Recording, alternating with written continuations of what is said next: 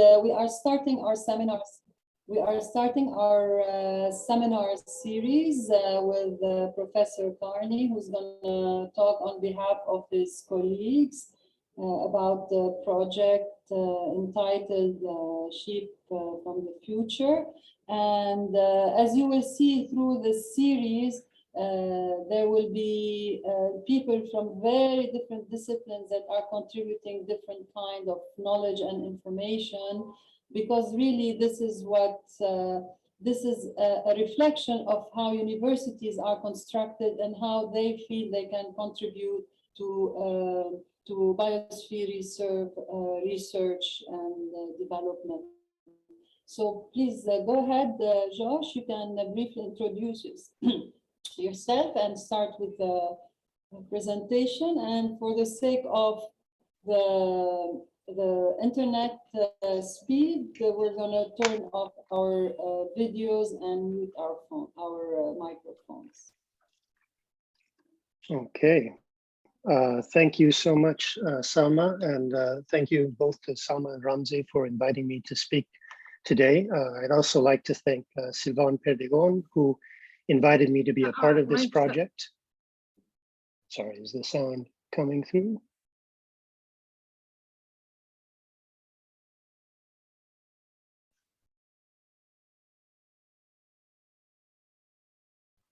I'll continue with Sylvain Perdigon, who invited me to be part of this project. He's also here with us for all of his work in collaborating to get the equipment that I'll be speaking about with you shortly. The project I'm going to share is called The Sheep from the Future, and I had started this PowerPoint before you sent out the template, so I apologize for that, but I did try to put some of the logos in here in any case. So briefly, The Sheep from the Future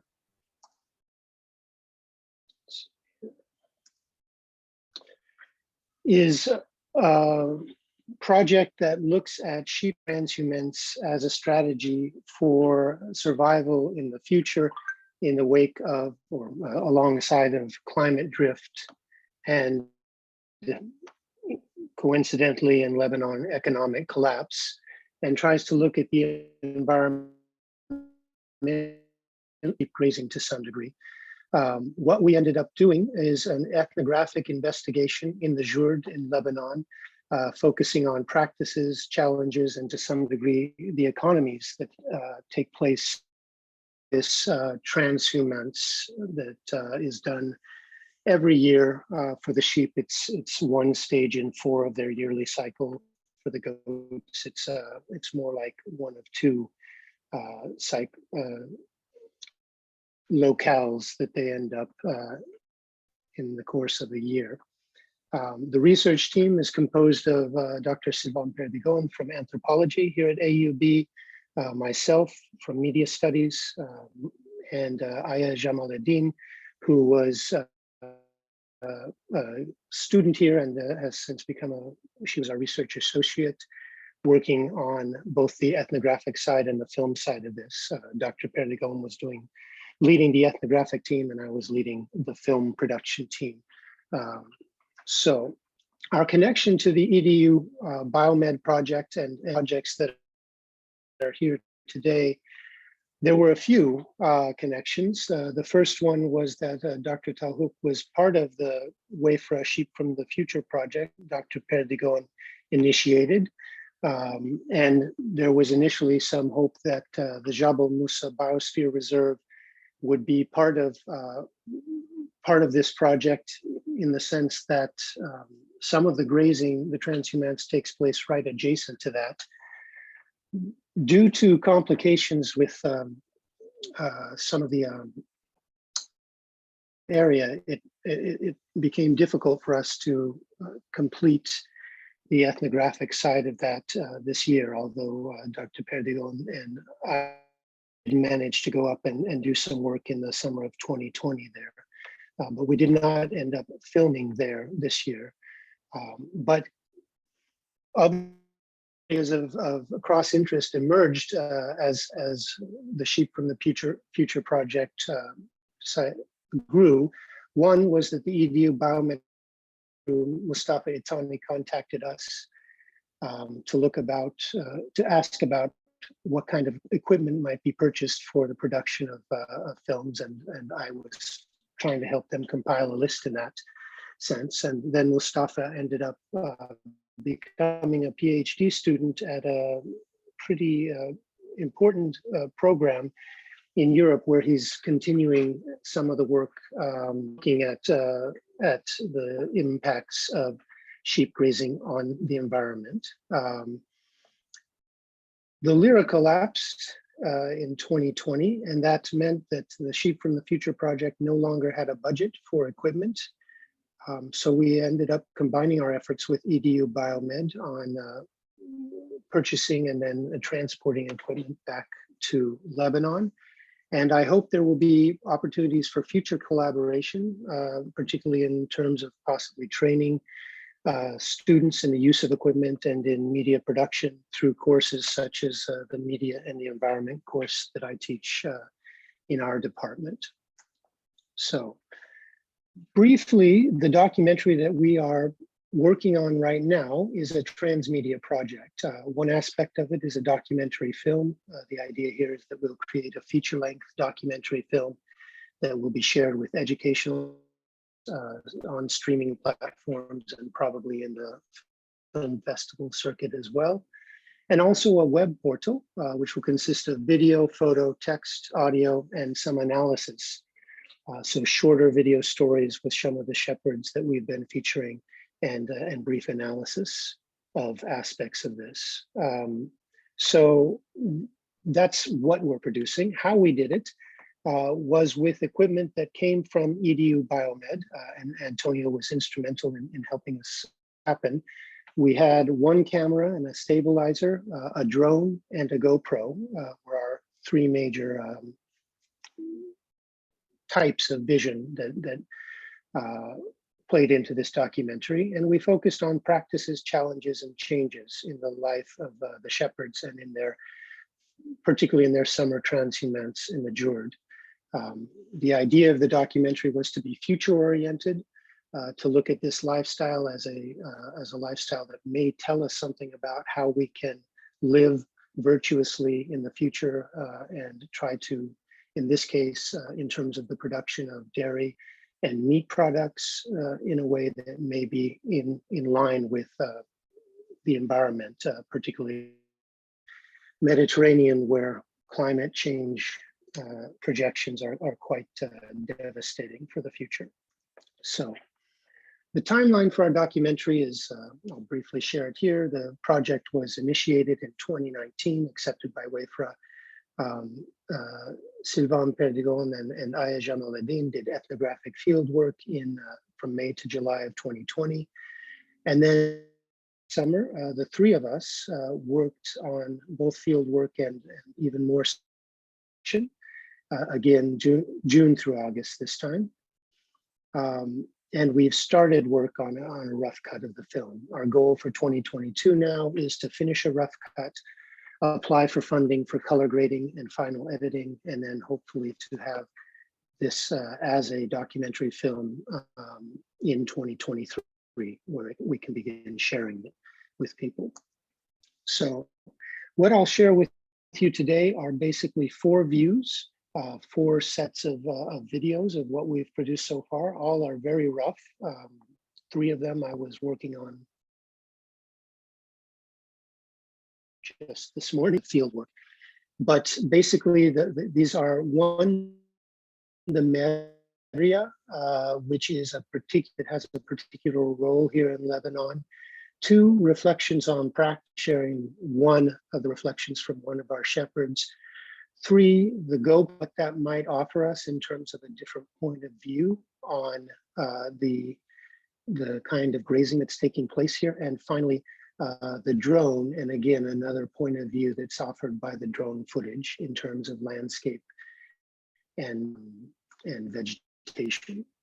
So I'll begin with the Mariah, which is a type of sheep. It's a male sheep that has been castrated and becomes a leader for or a center of the flock. They are raised by hands by hand, and they're raised in the tents of the shepherds, and they foster a very close relationship between the humans and the animals. And then these animals become attached to the humans and the donkeys, the dogs as well. And they have bells around it, orienting point for the rest of the flock. So I'm going to share with you some clips of the Mariah, from raising to a kind of functional look at what they do within the flock. This footage has not been color graded, so it's a little bit pasty right now, but I think you can you'll get a sense of what's happening. This is a young Mariah being fed by hand, and this kind of feeding is reserved in most cases for the Mariah.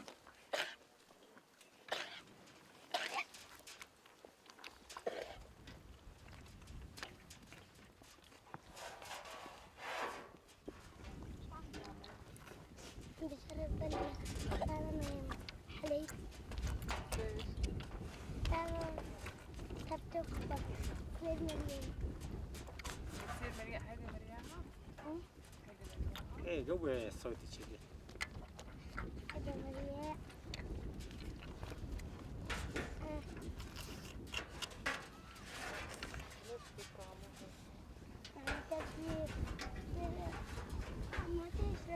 This is a group of Mariah that are living in the tent of another shepherd's family.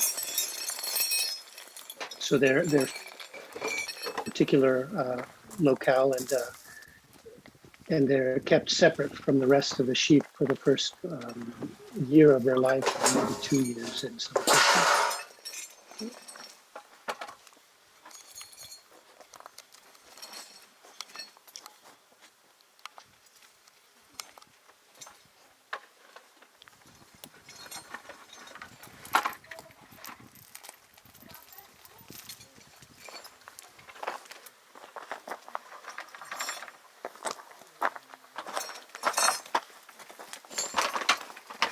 And these are trained Mariah being fed by a shepherd. So he's feeding only the Mariah here by hand, and kind of keeping that close relationship. And as you can see, they're marked. They have their bells on, and they also have these headgears, which are worn only by the Mariah.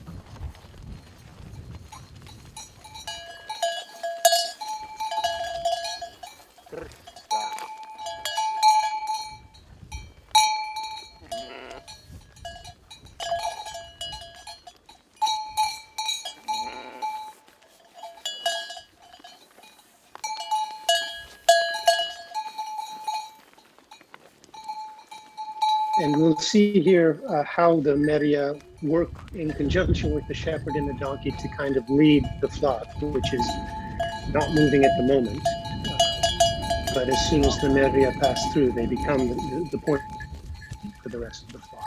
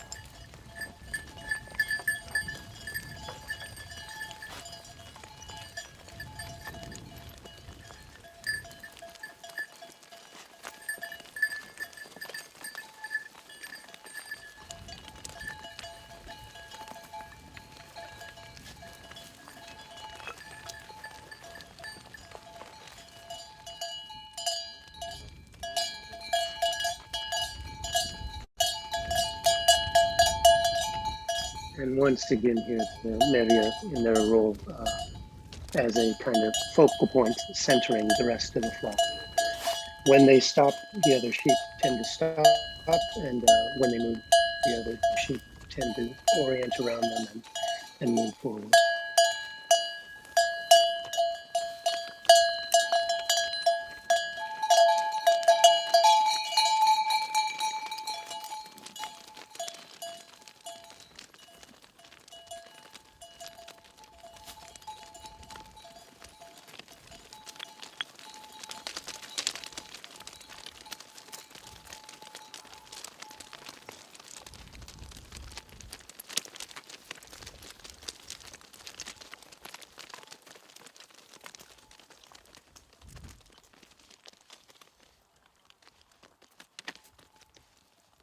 So the Mariah seem to have a relatively unique role here in Lebanon, one that's not common throughout the world, although there may be other places where there's something similar going on in this region in terms of orienting the flock. And that's one of the things we'll focus on in this documentary.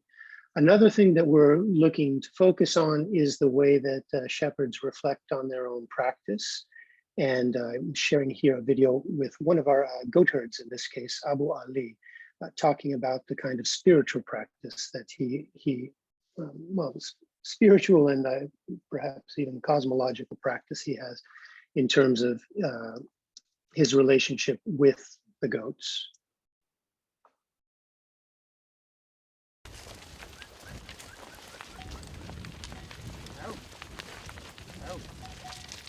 يعني العليقة بين أنا وبين القطيع تبعي.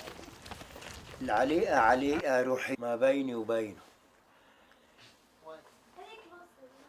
يعني أنت وقت اللي تفهمي ترشيدك مثل أنا هلأ قلت لك لايك وين بدهم ينبتوا طريقهم، أنا عارفين عليهم وإني عارفين علي.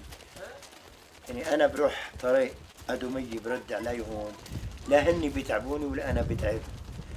فوقت بتكوني أنت في هالارتباط بينك وبين رزقك بكون هو متجاوب معك وأنت بتجاوبي معه، لأنه هو عنده طبيعة كمان بدك تمشي حسب طبيعته، يعني حسب الطبيعة اللي هو بده إياها أنت بتمشي. فلهالسبب هيدا بكون إنه هالارتباط القوي بينك وبينه يعني. بس أما إذا أنت ما عندك عليقة، يعني عليقتك معه جيدة، هو حيتعبك وأنت حتتعبي منه. توصل لمرحلة بتقولي بدي أترك هالشغل مانيش قده يعني. هيدا الفارق، يعني هيدا الشيء اللي بيكون بيربطك بشغلة أنت مشيتي فيه. يعني خط مثل ما بيقولوا رسم خط ومشي فيه. هان أنت بتبني العليقة بينك وبين الحيوان، بدك تعملي عليقة معه مثل ما بتعملي مع بني آدم، مثل مع أي إنسان بتلاطفي بلاطفي، بتجيكري بجيكري. بس بده هاي بدها استيعاب، يعني استيعاب تفهمي عليه، مش إنه يعني استيعاب، يعني مثل ما بيقولوا بدك تستوعب الإنسان أنت. يعني إنسان بدك تاخده قد عقله، قد مفهوميته بتعطيه أنت. عرفت كيف يعني؟ هلا الحيوان نفس العملية يعني. بس إنه لأنه أنا فايت بعمق الطرشة وبرفقها وبتبعها وعم لاحظ عليها كل شيء، بصير عندي هيدا القلبين. بس أما إذا راعي تاني ما بقول لك هيدا حيوان. هلا أنت ربي شاب بيتك، بصير خلص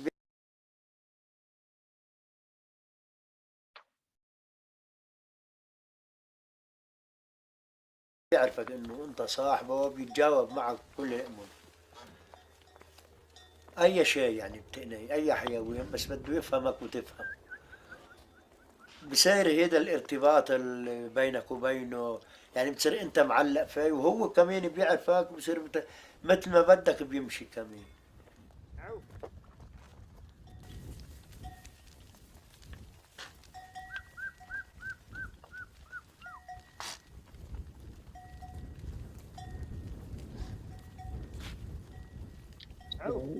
My apologies, folks. The internet seemed to go out on that one.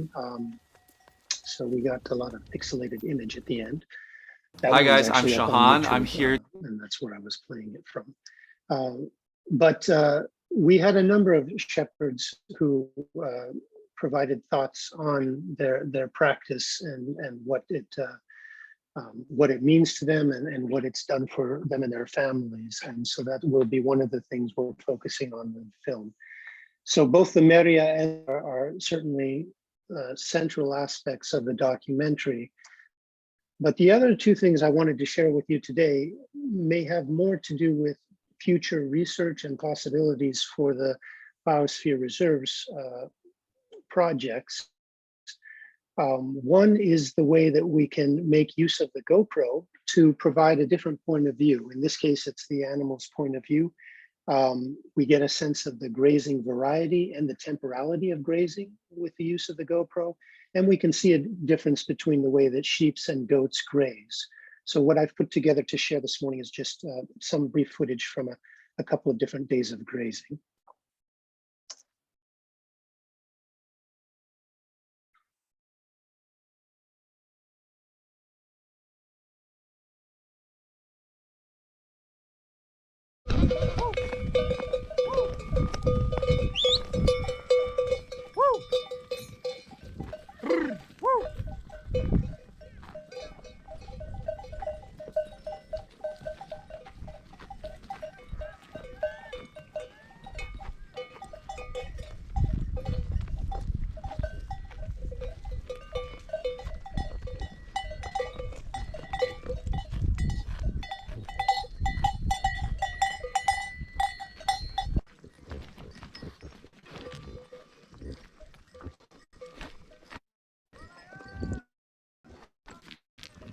And in the interest of time, I'll speed this up a little bit because I think I'd like to share with you a bit of the drone footage as well. So.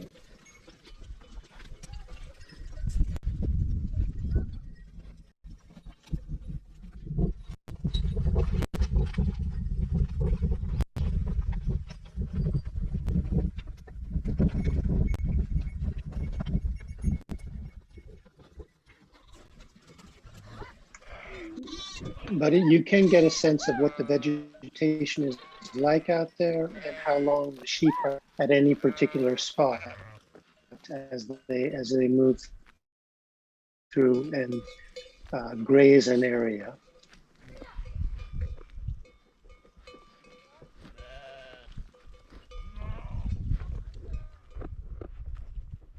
Once again, speeding up a little bit.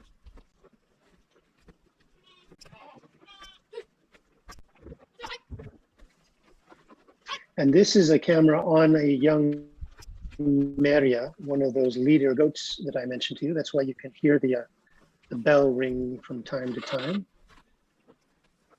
And you'll get a sense of the social aspect of this in a moment as well.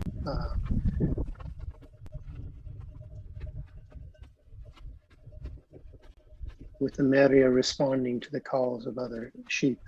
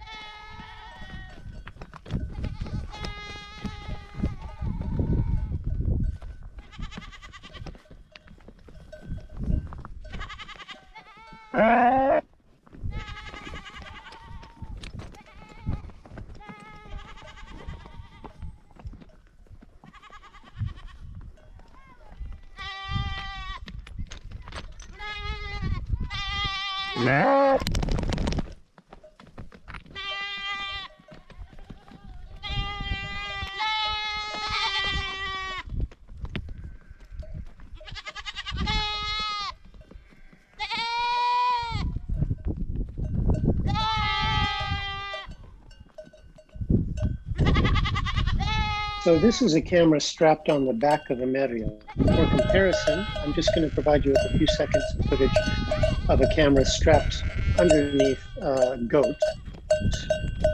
so you can get a sense of that point of view and maybe a little bit a sense of what the goats eating looks like as well. That's right here.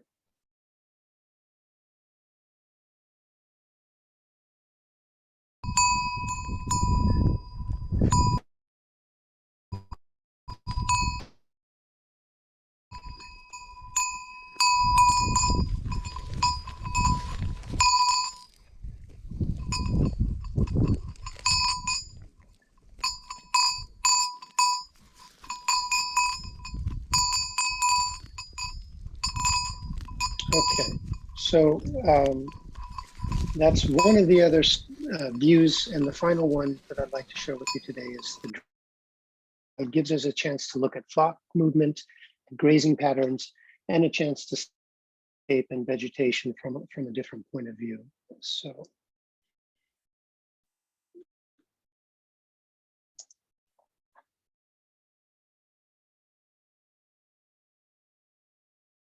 And I'll speed this one up because I think I've taken my 20 minutes at this point.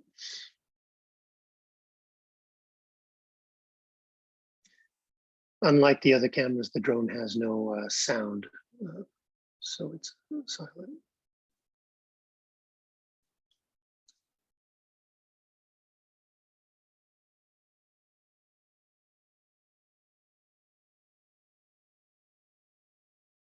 This is about double speed now. Actually, 3 times speed.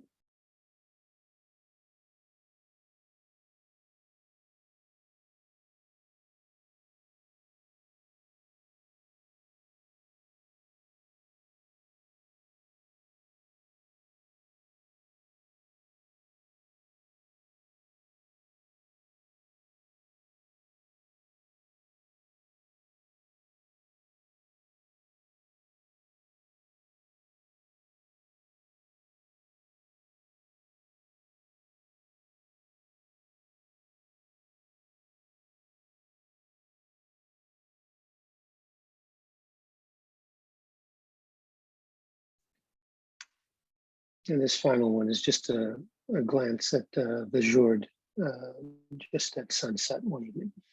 So you get a sense of the landscape that we were in for the summer.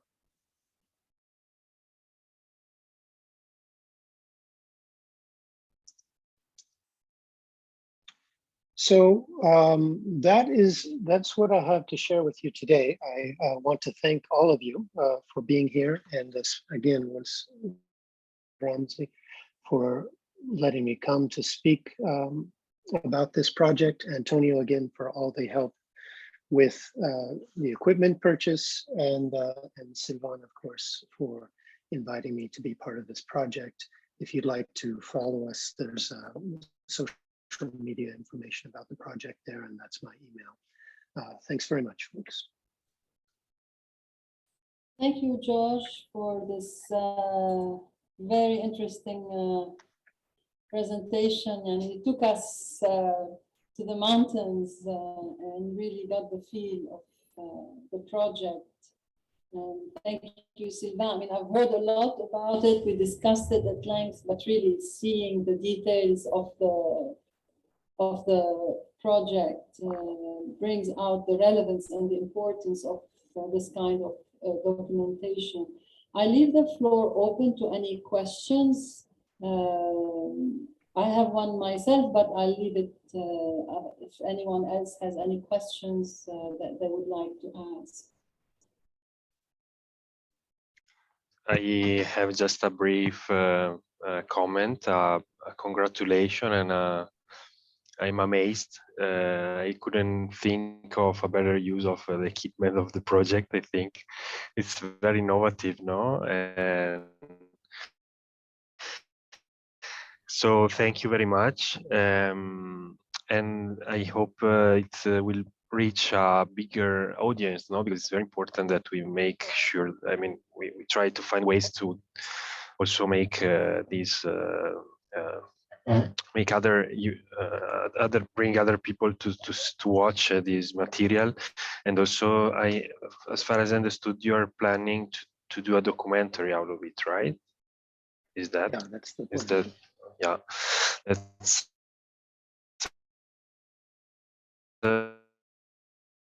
that's amazing. So thank you. Thanks very much, Antonio. If no one has any questions, I have a question for you and for Sylvain, actually. What this study, what this research brings out is another dimension of grazing and goat herding, because in general, as conservationists, we tend to think about basically the damage done by grazing. And this is how the discussion, this is the narrative of grazing.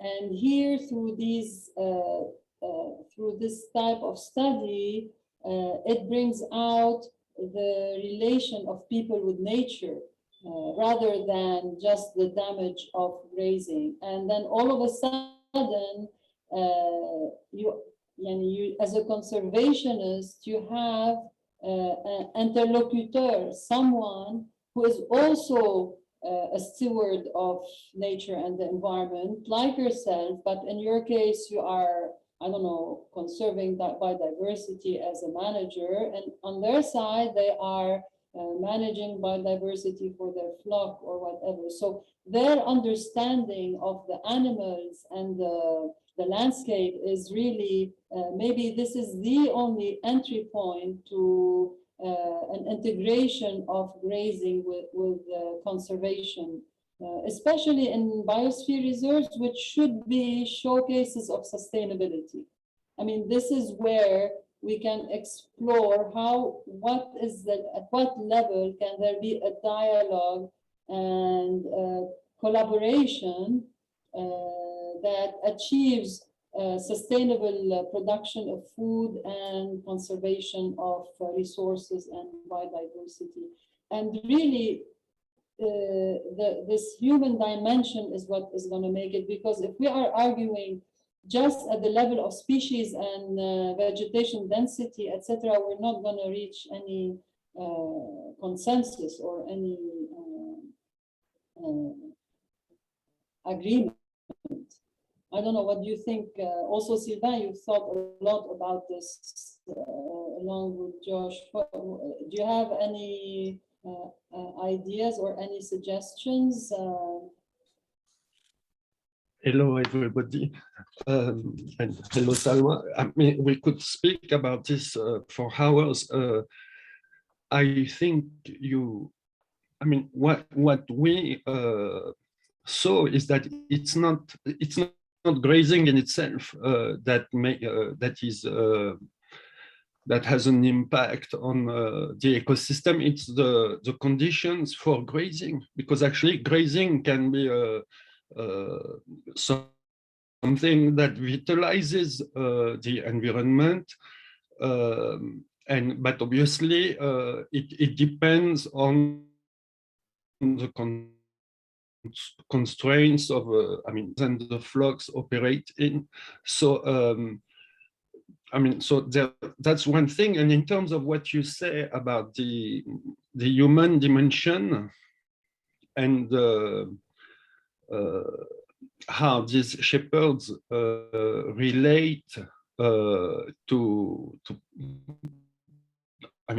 the landscape in which they work, I think you made the important point. So it's what we actually really documented is that we didn't find hardcore capitalists or people who are after, bring their flocks and they want to maximize profit. And this is actually what they, their sort of target point. What we found, and this video from Abu Ali, it communicates that a little bit, is that, the way they actually, their bearings, it's, for example, they want the animals to be mabsutin, okay? They want the animals to be happy, content, And as long as the animals are not happy and content, they consider that they themselves cannot derive any livelihood from the flock. So that's interesting because it's a bit different from like operating on the mode of I want to try to maximize my production. And I would say the way in which they relate to the larger environment behind the flock itself, the animals, it's a bit in the same manner. They don't speak the words of ecological science, but they have a very deep-seated understanding and intuition that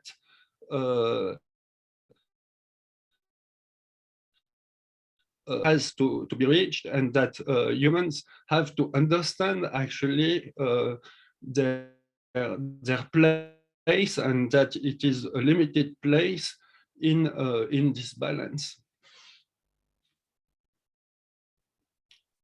Yes, I mean,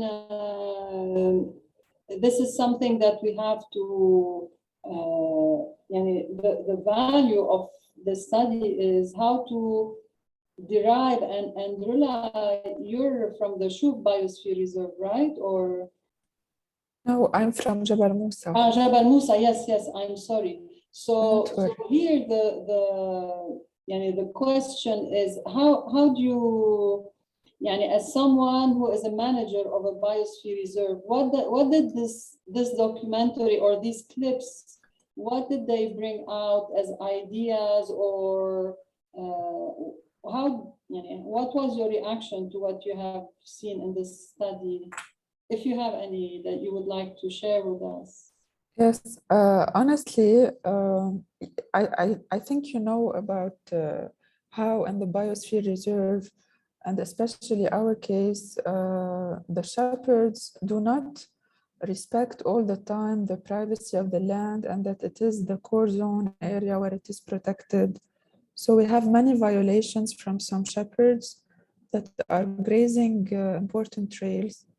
So now we are, as much as possible, managing with the violations and stopping them from entering into these lands. But for them, they would like to take their sheep wherever the sheep would like to go. So even if it's an important trail, it's an important trail in biodiversity, I mean. I like the documentary because it has shown the importance of the relationship between the shepherd and the sheep.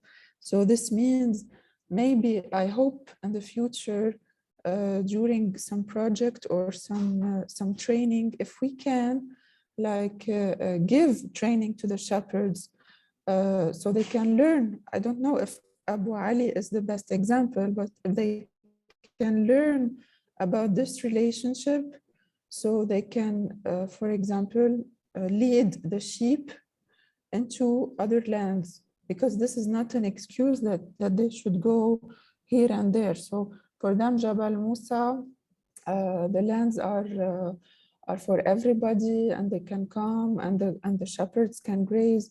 So it's difficult for them to accept that we are protecting the fauna and the flora, especially the flora.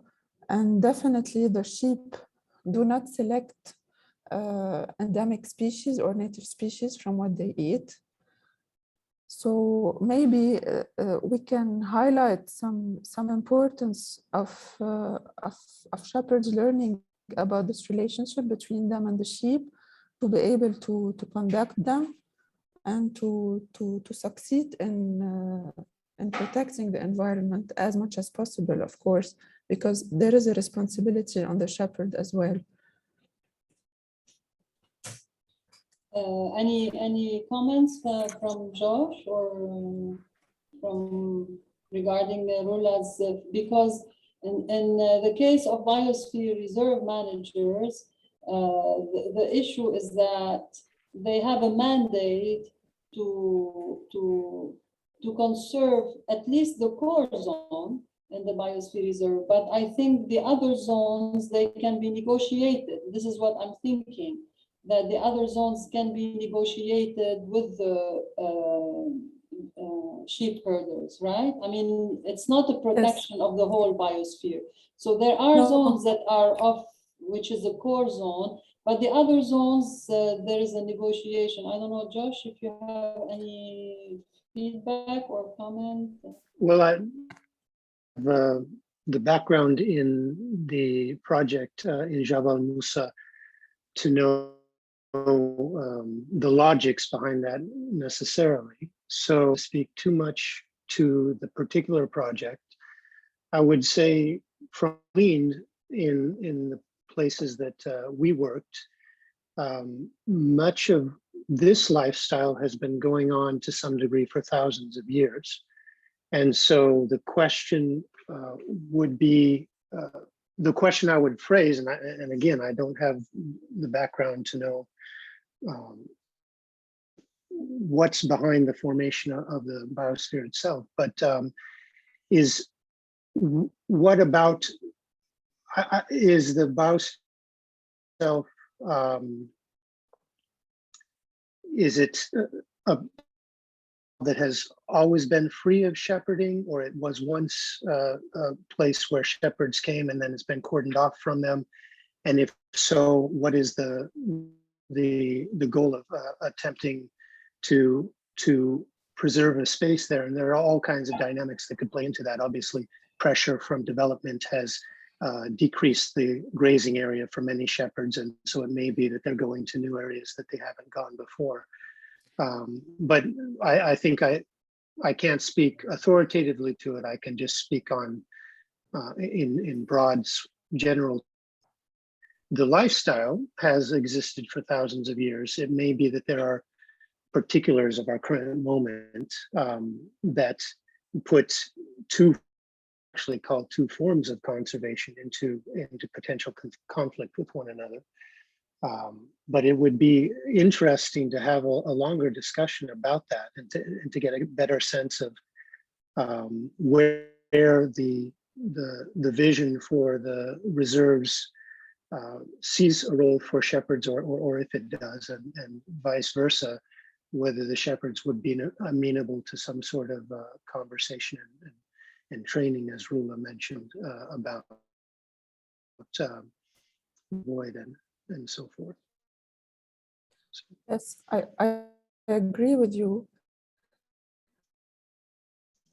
Definitely, because of course the shepherd has been only established and started in 2009. So for them, they used to go to these lands before, and I'm talking about the core zone.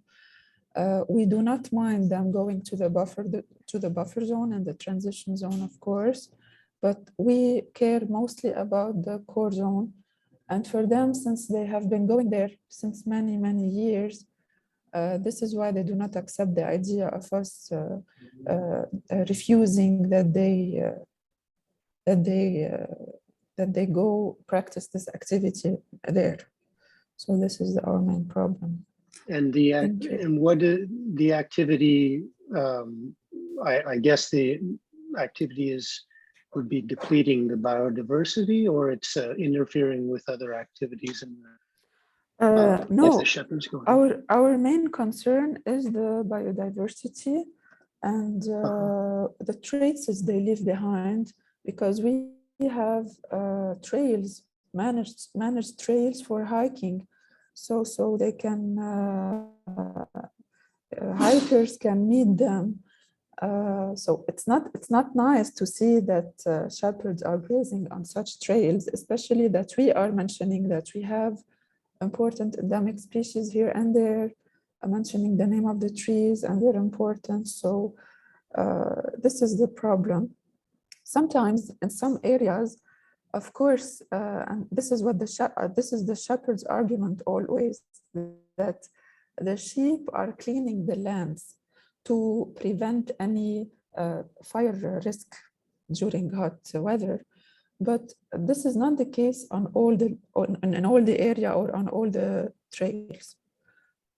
So this is why we try as much as possible to restrict their coming into specific trails, especially the most important ones in biodiversity.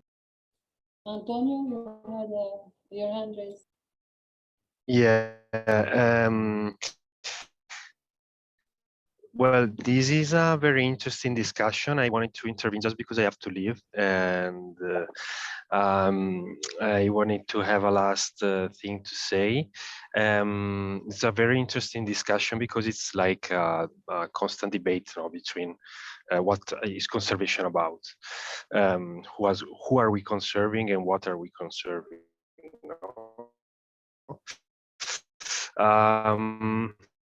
I come from political ecology. I don't know if you are familiar with the field of study, and I'm wondering whether, but I see this as a very political issue, no? Like who has the right to say who can do what, no? And I'm wondering whether in NCC there is someone dealing with the political ecology, and because maybe this is a very interesting topic to explore, no, more in depth, like the different visions and the different stakes and the different interests and so on. I would like to. I'm very interested in the topic, but I'm unfortunate I have to go. Thank you, Rula. Thank you, Josh. Thank you, Salma. Thank you, Sylvain. Thank you, everyone, Antonio. for the very interesting work. Yes, And I like to see that it also brings food for thought. No, Yes. that's one of the objectives. We're Thank also wrapping up the session, the seminar. I just wanted to point out, based on what Rula and George said, maybe it's and what Antonio, you said, maybe it is a form of gentrification, because as Rula said, you know, it's an issue of the trails and the visitors not accepting to see herders in the trails. So it's like urban gentrification when you have poor neighborhoods and then you have the new neighborhoods that you're building, and you don't want them to have poor apartment complexes next to them, etc. So maybe the right to the land and the right to access, and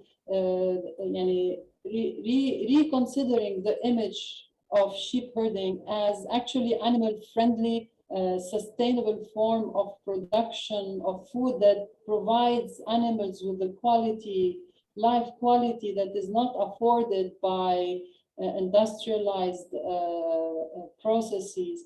And so maybe there is also, like Antonio said, there is a dimension that this film can bring out, a discussion that needs to occur between conservationists.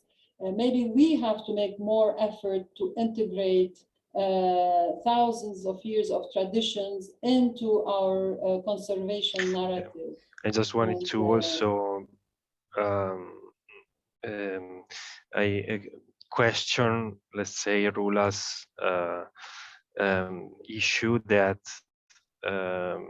maybe I'm not an expert on grazing, but I guess it's in the very interest of the shepherd also to maintain the biodiversity, because without biodiversity there will be anything to graze, no? So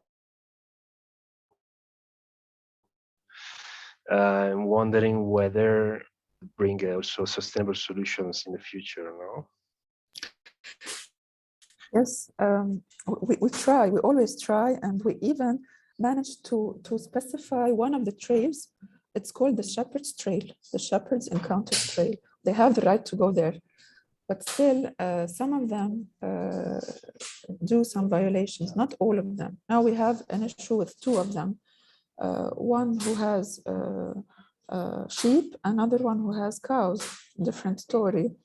But we always try to we always try to communicate, to find solutions.